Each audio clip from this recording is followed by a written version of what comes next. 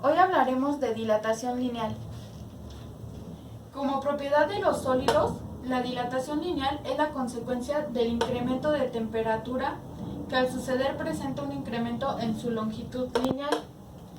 Lo que sucede en la composición interna del sólido es que sus átomos se encuentran a una determinada distancia. De entre un átomo y otro hay una determinada distancia. Al incrementar la temperatura, también aumenta la distancia entre dichos átomos. Y la suma de esas distancias dentro del cuerpo es el incremento de la longitud, como se muestra aquí. Ahora veamos la expresión matemática de la dilatación lineal. Longitud final es igual a longitud inicial por 1 más alfa, entre paréntesis, temperatura final menos temperatura inicial, donde LF es longitud final, LI es igual a longitud inicial, TF es temperatura final, TI es igual a temperatura inicial, y alfa L es la constante de proporcionalidad característica del material, es decir, de qué material está hecha la barra de ese material. Puede ser cobre, acero, madera o cualquier otro, y su incremento va a estar determinado por la cantidad de longitud que se incremente cuando su temperatura varíe en un solo grado centígrado. Lo que nos está expresando la fórmula, y como lo debemos entender más fácilmente, es que la dilatación lineal, que es igual a la longitud final, es directamente proporcional al incremento de temperatura y a la característica del material.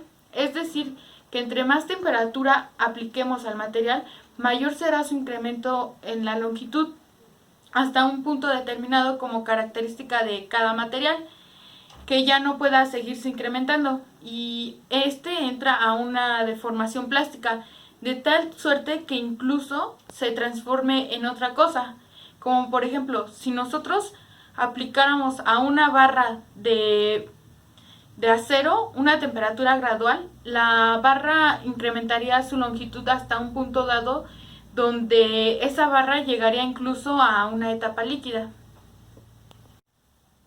Ahora veremos este gráfico. Aquí es la longitud inicial, longitud final, y este es el incremento de longitud. Incremento 1, incremento 2, incremento 3 hasta incremento n, que va proporcional al incremento de temperatura.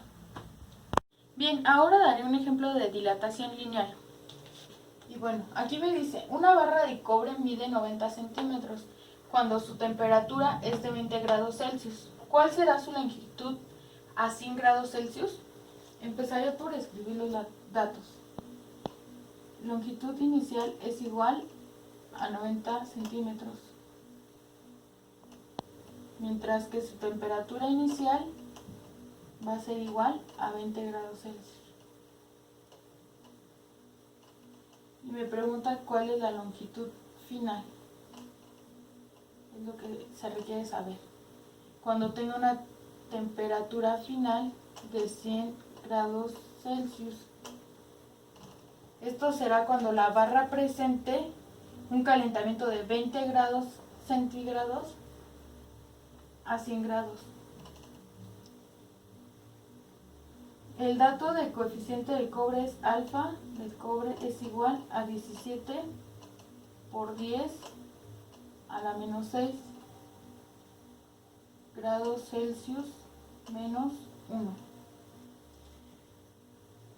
Y entonces, para calcular la variación de la temperatura va a ser delta de T es igual a temperatura final menos temperatura inicial. Esto es igual a 100 grados Celsius menos 20 grados. Y esto da como resultado 80 grados Celsius. Ese sería el incremento. Después utilizamos la fórmula, que es longitud final es igual a longitud inicial, entre paréntesis 1, más alfa delta de T. Sustituyendo, longitud inicial 90 centímetros. Abrimos una llave y ponemos 1 más el coeficiente del cobre, que va a ser 17 por 10 a la menos 6 grados Celsius menos 1, y se cierra el corchete, por el delta de T, que va a ser 80 grados Celsius.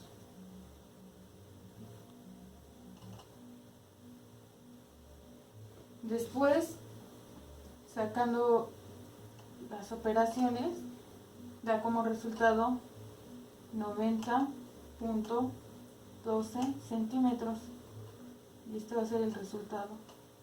Va a ser la longitud que alcanza la barra de cobre cuando llega a los 100 grados Celsius.